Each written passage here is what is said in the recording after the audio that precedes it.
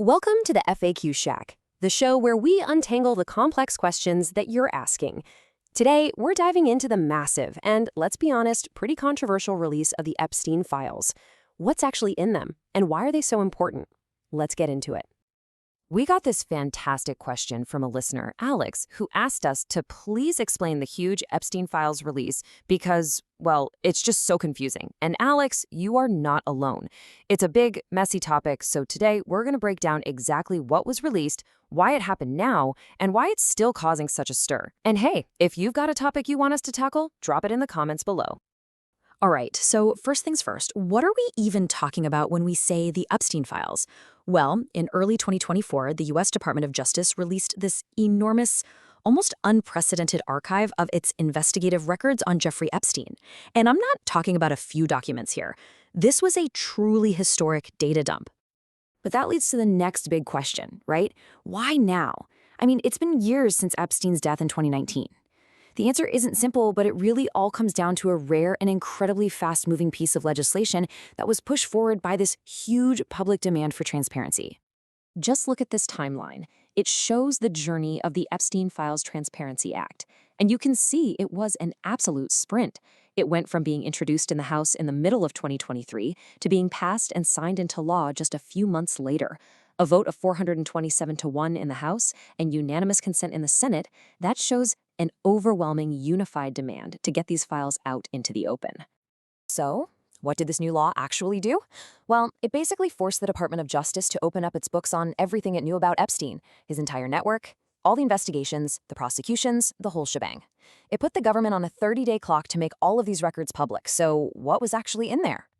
And that brings us to the million-dollar question, or in this case, the 3.5 million-page question: what was actually inside this mountain of data? The sheer size of the release was just staggering. It added over 3 million pages to what was already public, bringing the grand total to around 3.5 million pages. Just to give you a sense of scale, if you stacked all that paper up, it would be taller than 2 Eiffel Towers. It's a lot. And, it wasn't just paper. The archive is huge, and it's got all kinds of media. We're talking 3.5 million pages of documents, yes, but also 180,000 digital images and 2,000 video files, all pulled from decades of investigations by the FBI and prosecutors. This leads us to another excellent listener question. This one is from Data Dan, who asks, does being named in the files automatically mean someone is guilty? And this is probably the most critical point of confusion in this whole thing, so it's a really important question to clear up. So the official word on this is crystal clear. Just being mentioned in these files is not a sign of wrongdoing. You've got to remember, this archive is a raw, completely unfiltered collection of data. It includes everything from official court records to private emails and even unvetted, anonymous tips that people sent to the FBI. So seeing a name in a document is not an accusation or a sign of guilt. Okay, but, and this is a big but, while a name doesn't equal guilt, the files do give us new, verifiable context that sometimes directly contradicts what people have said publicly. A perfect example is the case of Commerce Secretary Howard Lutnick. He publicly claimed he cut all ties with Epstein way back in 2005. But then, right here in these files, you find emails from 2012 showing his family coordinating a lunch visit to Epstein's private island. So if the law demanded transparency and the government released the files, why is there still so much controversy? Why are so many people, from lawmakers to survivors, so frustrated with how this all went down? Well, the Department of Justice's position was pretty straightforward. The Deputy Attorney General, Todd Blanche, came out and said, look, we've complied with the act. He said there's not some tranche of super secret documents that we're withholding. Basically, their official line was, we did what the law told us to do. But survivors of Epstein's abuse had a totally different and incredibly powerful perspective.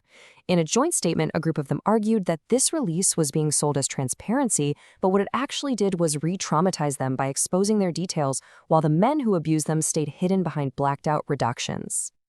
So the controversy really boils down to 4 main issues. First, the DOJ flat out missed the deadline that Congress set.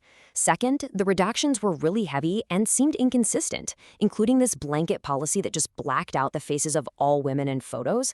Third, there were these bizarre technical glitches where files would literally disappear from the DOJ website and then reappear later. And finally, a judge denied a request to bring in a special master, basically an independent referee, to oversee the whole process. And what's really interesting is that this concern was completely bipartisan. The push for more oversight came from all over the political spectrum. It was led by people like Democrat Ro Khanna and Republican Thomas Massie, who had worked together on the bill and then on the legal request for that special master. The very lawmakers who wrote the bill were not happy. Congressman Khanna came out and said the DOJ was failing to follow the letter and the spirit of the law they had just passed, even accusing the department of openly defying it. So after wading through all this information, all the data, and all the controversy, what is the real takeaway here? What should we make of all this? Well, first and foremost, this release really helps to debunk this myth that's been around forever of a single, secret client list. The reality is so much more complex and, frankly, so much more damning. The entire 3.5 million page archive, that is the list. See, it's not some simple ledger with names. Instead, what these files do is document a massive, sprawling social network. It's built piece by piece out of things like flight logs, private emails, financial records, and thousands of photos. And when you put it all together, it reveals this incredibly complex web of influence, access, and power. And this whole saga really shines a light on this incredibly difficult but important tension. This constant struggle between the public's right to know and the demand for transparency on one side, and the absolute ethical necessity of protecting survivors from being harmed all over again on the other. Which I think leaves us with one final, pretty provocative question. We now have this unprecedented level of transparency that has exposed the true scale of Epstein's network. But can that transparency ever actually lead to real, meaningful accountability? That's all the time we have for this edition of the FAQ Shack. Thank you for the great question, Alex, and thanks to all of you for tuning in. We'll see you next time.